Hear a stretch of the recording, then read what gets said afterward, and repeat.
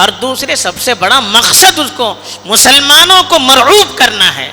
اور اس طرح سے چھپکے مسلمانوں کو ان کو شریعت سے دور کرنا ہے، ان کے حقوق سے پوری طرح سے ان کو محروم کرنا ہے، اور ان کو اپنے تابع بنا کر اور دین سے دور کر کے اپنی پلان اور اپنے مزاج کے مطابق ان کو ڈھال کر اس ملک میں رہنے کے لیے مجبور کرنا، یہ ان کا مقصد ہے۔ اس کے لیے وہ کوششیں کر رہے ہیں اور کریں گے، لیکن ہم مسلمان ہیں، ہمارے ساتھ اللہ کی طاقت ہے، خدا کی شریعت ہے، ہمارے سامنے ہماری روشن تاریخ ہے کہ ہر زمانے میں اس طرح کی جب چیزیں آئی تو ہمارے مسلمانوں نے کس طرح سے اس کا مقابلہ کیا، کس طرح سے پامردی سے اس کو ڈٹے رہے، ہر چیز کا انہوں نے پوری ہمت کے ساتھ مقابلہ کیا، کبھی باطل طاقت کے سامنے انہوں نے جھکنے کو گوارا نہیں کیا،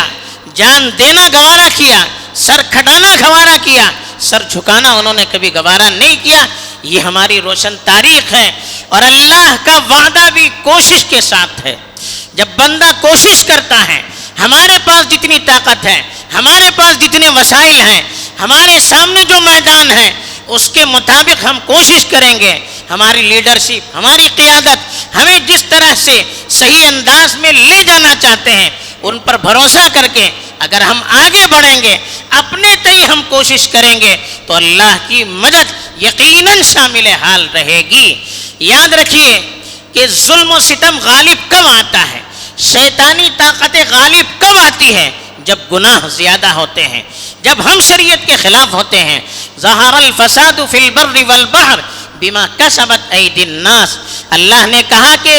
خشک سمندر اور خشکی میں فساد غالب کب آتا ہے؟ فساد تو ہمیشہ رہے گا، بگاڑ تو ہمیشہ رہے گا، دشمنوں کی سازشیں تو ہمیشہ رہے گی، لیکن یہ سازشیں غالب کب آئے گی؟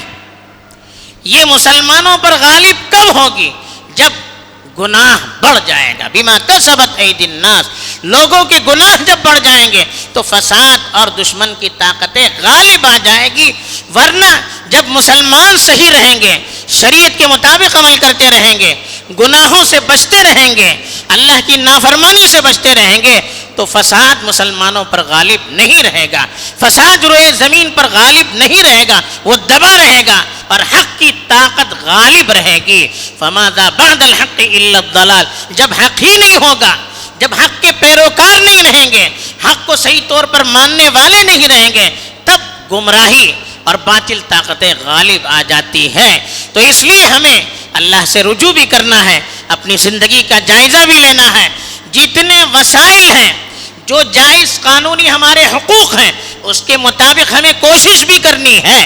اپنے اتحاد کا بھی ثبوت پیش کرنا ہے، اور اپنی ناراضگی کا بھی ثبوت پیش کرنا ہے، اس کا بھی اظہار کرنا ہے، اس کے ساتھ اپنی زندگی کا بھی جائزہ لینا ہے۔ صرف ظاہری کوششوں سے اللہ کی مدد نہیں آتی ہے، جب تک کہ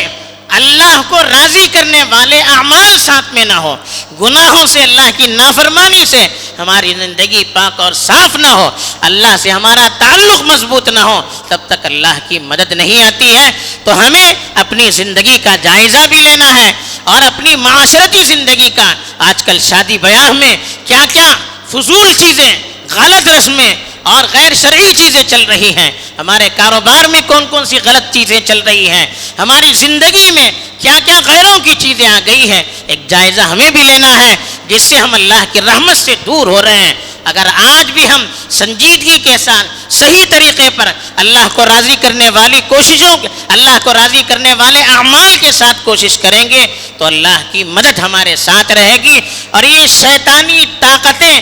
تھوڑی مدت کے لیے بھی اس کے سامنے ٹک نہیں پائے گی۔ قرآن کا وعدہ ہے، ان کید الشیطان کان ضعیفا، شیطان کی سازشیں انتہائی کمزور ہوتی ہیں، شیطان خود کمزور، شیطانی طاقتیں کمزور، لیکن جب حق کی طاقت سامنے نہیں ہوگی، جب حق سامنے نہیں ہوگا، تب شیطان دندناتے ہوئے پھرے گا۔ جب حق والے کھڑے ہو جائیں گے تو شیطان کی طاقت خود بخود جھک جائے گی۔ یہ ہمیں کوشش کرنی ہے، اللہ کو منانا بھی ہے، گناہوں سے بچنا بھی ہے، اور جائز طریقے پر جو ہماری لیڈرشپ، خاص طور پر مسلم پرسنل لا بورڈ کی قیادت میں مسلمان جس طرح سے کوششیں کر رہے ہیں، ہمیں ان پر بھروسہ کر کے ان کا ساتھ دینا ہے، اور اپنے دین کے لیے، اپنی شریعت کے لیے جو قربانی ہم سے مانگی جائے اس کے لیے ہمیں تیار رہنا ہے۔ اللہ تعالیٰ مجھے بھی توفیق دے، آپ کو بھی توفیق دے، اور حالات کو مسلمان